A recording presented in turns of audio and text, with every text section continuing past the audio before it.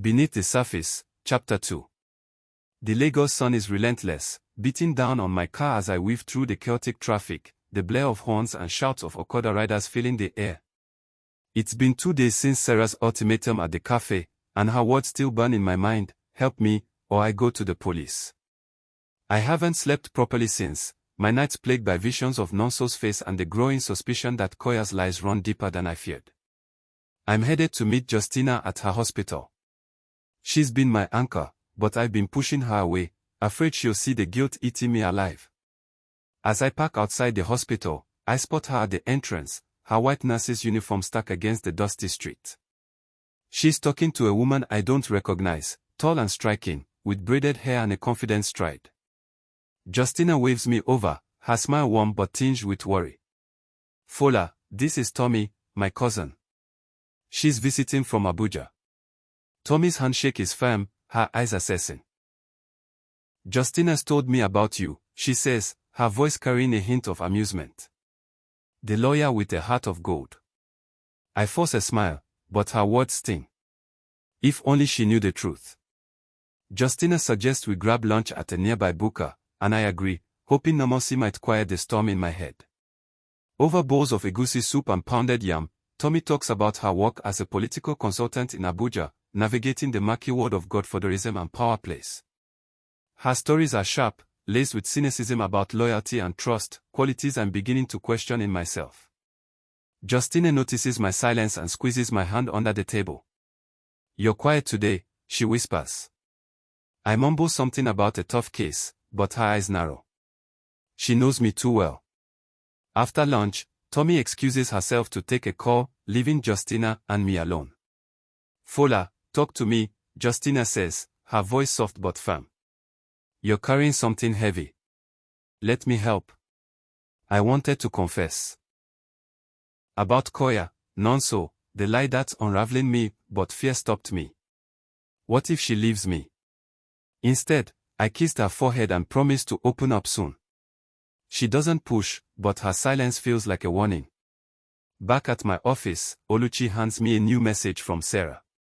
She wants to meet again, this time at a quiet lounge.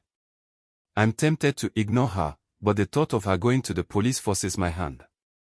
The lounge is dimly lit, all polished wood and soft jazz, a world away from the chaos of Lagos streets. Sarah's already there, sipping a drink, her calm demeanor unnerving. "I've been digging," she says, sliding a folder across the table. Koya wasn't just in the wrong place that night. He was working with Victor. The folder contains bank records, transactions showing Koya received payments from an account linked to Victor, Emeka's enforcer. My heart sinks. Koya was moving counterfeit dollars for them, Sarah says. Emeka found out Koya was scheming, and things got messy. She leans closer, her voice low.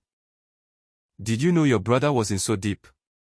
I shook my head, rage and betrayal mixing in my chest. Koya didn't just lie about the murder, he used me to clean up his mess. I left the lounge, my mind a storm of questions. Why didn't Koya tell me? Was he protecting me, or just himself? I drove to his apartment, a rundown building reeking of fried fish and generator fumes. He wasn't at home, but his neighbor told me he left an hour ago with a man she didn't recognize. Tall, well-dressed, she says, eyeing me curiously. Looked like trouble. Fear grips me. If Victor knows Koya's talking, or if someone else is onto him, my brother could be in danger. I called his phone, but it goes to voicemail. Desperate, I headed to the nightclub from Sarah's photo, hoping to find answers. The club was a blur of flashing lights and pounding Afrobeats, packed with Lagos elite and wannabes. I spotted Victor at the bar, his presence commanding, surrounded by men who looked like they'd kill for a price. I approached, heart pounding, and asked about Koya. Victor's smile was cold. "Your brother's a liability, Fola. Stay out of it." His words was a threat, and I realized I've stepped into something bigger than a courtroom lie. As I left, I noticed a woman watching me, Tommy, Justina's cousin, standing in the shadows, her expression unreadable. Why is she here? Suspicion creeps in. Is she connected to this somehow, or is it just Lagos playing tricks on my mind? Back home, I find Koya waiting in my living room, his face bruised.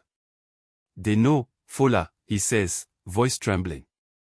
Victor's people think I snitched. He begs for my help again, but this time, I'm not sure I can trust him.